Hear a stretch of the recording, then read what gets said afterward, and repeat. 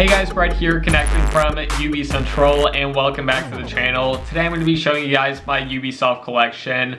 Now, before we get started, I just want to say I'm not going to show every single Ubisoft game I own. That would take forever. A lot of the games are on my PC anyways, so I'm just going to be showing more of the rare, unique, and just weird items that I've collected over the years. But yeah, anyways, I hope you guys enjoyed this video. Let me know in the comments down below what your favorite item is. And without further ado, let's get started. First off, we have Rocky on the PS2. The game released in 2002 and was developed by Rage and published by Ubisoft in North America. In the game, you obviously play as Rocky Balboa and climb your way up the ranks until you face Apollo Creed. The game has a 74 on Metacritic, which is actually pretty good for a movie tie-in game. And not to mention, the music in this game is just so good.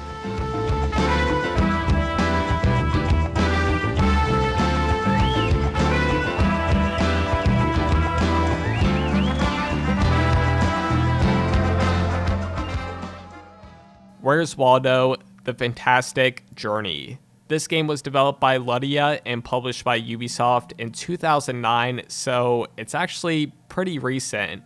The game doesn't have any reviews though, and it's not going to be anything special. I mean, if you played Where's Waldo before, I'm sure this game is exactly the same. Teenage Mutant Ninja Turtles is another movie tie-in game, but this one was actually developed by Ubisoft Montreal. The story is basically the same as the movie, but told in flashbacks, and while the gameplay is pretty repetitive, it's a really fun game.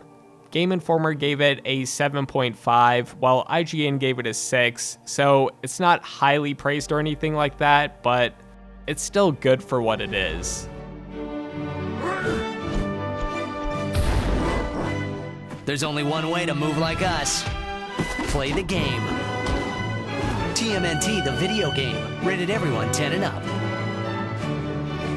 Just like with Teenage Mutant Ninja Turtles, Batman Vengeance was also developed by Ubisoft Montreal back in 2001.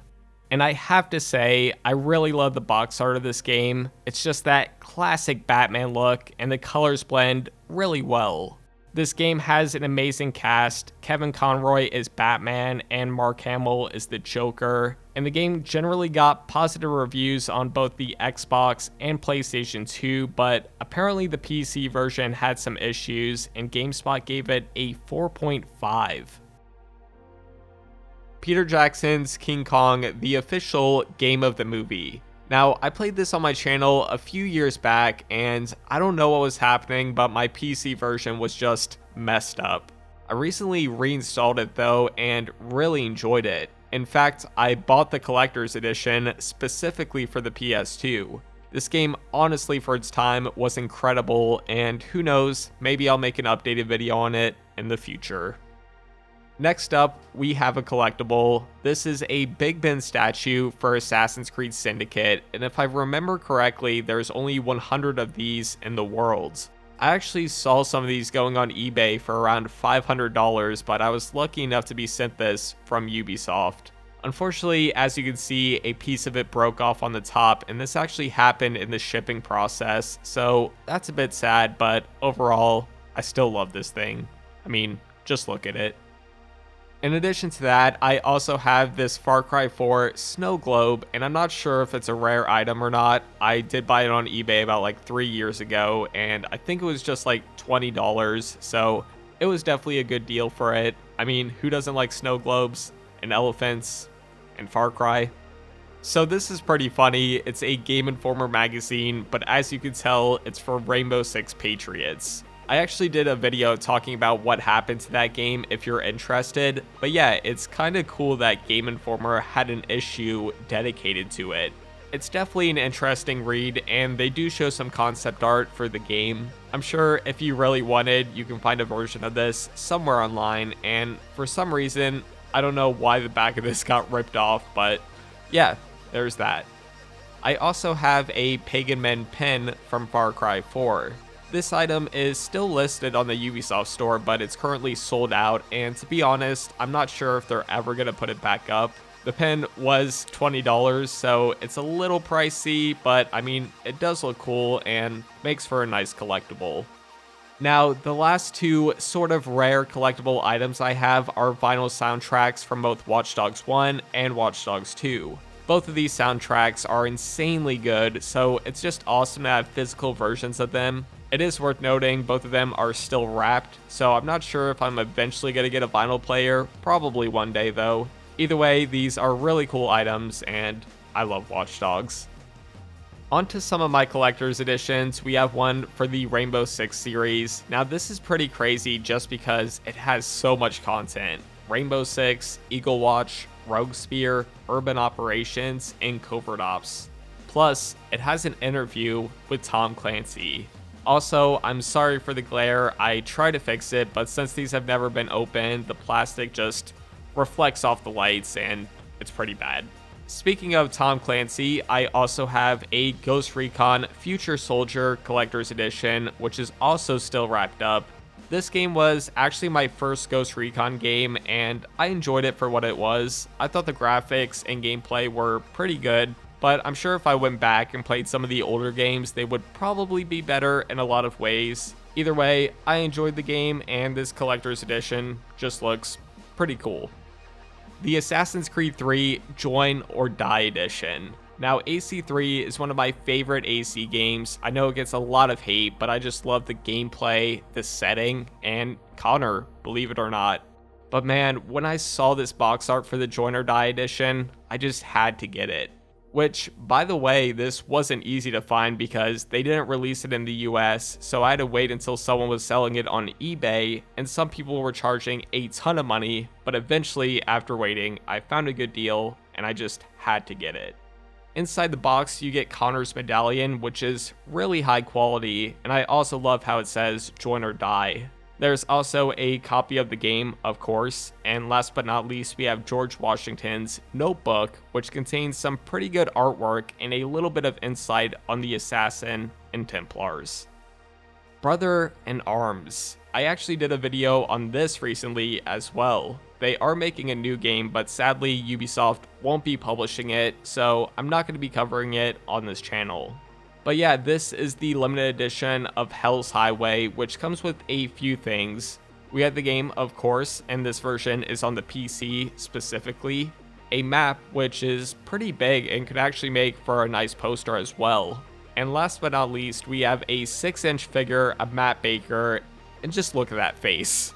Yeah, it's not really the best statue, but it is what it is. And last but not least, we also have a Little Brother in Arms comic book from Dynamite. Here we have the Far Cry 3 Insane Edition, which was also hard to find because it wasn't released in the US, but this is by far the best edition of the game for one single reason: the Voss bobblehead. I just knew I had to get this when I saw it. Also, I feel like this is actually in Far Cry 5 as well. Anyways, this edition also comes with a survival guide and some DLC, but yeah, those aren't nearly as important as Voss. Here we have Rayman Golds, which is a version of the first Rayman, but with some extra missions, I believe. This version released in the late 90s, so it's pretty old, but I just started playing Rayman, and I honestly love the series, so I kind of want to go back and play some of the older ones. One interesting thing is this game came with like a Q&A where Ubisoft asked a bunch of questions, and one of them is, do you drink American whiskey? So yeah, I don't know why they're asking people who are playing Rayman those questions, but okay. Now on to the final two things. We have the Watch Dogs 2 San Francisco edition. Again, I know I've been saying this over and over, but the art on this is really good. Also, after opening all these different things, I can definitely tell you this is by far the best design. You literally just pull up from the bottom, and that's it. I really hope more collector's editions start doing this because it's really cool and also simple. But inside we have a Marcus figure, and I already have one of these, but I'm not complaining. The edition also comes with some pretty cool stickers, and well, I have no idea what this is, but someone will probably tell me in the comments. Here's the Zodiac Killer mission, which by the way, this code hasn't been used yet, so someone watching, feel free to take it if you want. And then there's a map of San Francisco, which could also be used as a poster if you want. I don't know. And last but not least, we have the Watch Dogs 2 care package that was sent to me from Ubisoft. Now, just to give you some context, they sent me this before the game was officially announced. I mean, technically, I think I unveiled the game when I made a video on this. I remember IGN posted my video as well, and it was just crazy. Especially because I started up the DedSec cast a few months before, and then the game happened to be centered around DedSec. I don't know, that was a weird coincidence, but yeah, as you all know, I love the Watch Dogs franchise, so when I got this, I just started to realize there's people on the Watch Dogs team that watch my content, and since then, I've got to interview some people such as David, Chase, Jonathan, and voice actors for the game. I honestly had a blast covering Watch Dogs 2, so I can't wait for the next game. Also, I did actually want to show one more thing. When I hit 100k, the AC team sent me this Jacob Fry print, but what's cool about this is on the back of it, the community team signed it and said congrats, and that was insane as well. Ubisoft have always been so nice to me, and I've been fortunate enough to meet so many amazing people over the years. Ubisoft isn't perfect, but trust me when I say the development teams actually care about community feedback. Anyways, that's going to do it for this video. I hope you all enjoyed my collection. Again, this isn't every single game I own, but maybe I'll eventually do a video like that. As always, thank you so much for watching, and I'll see you all later.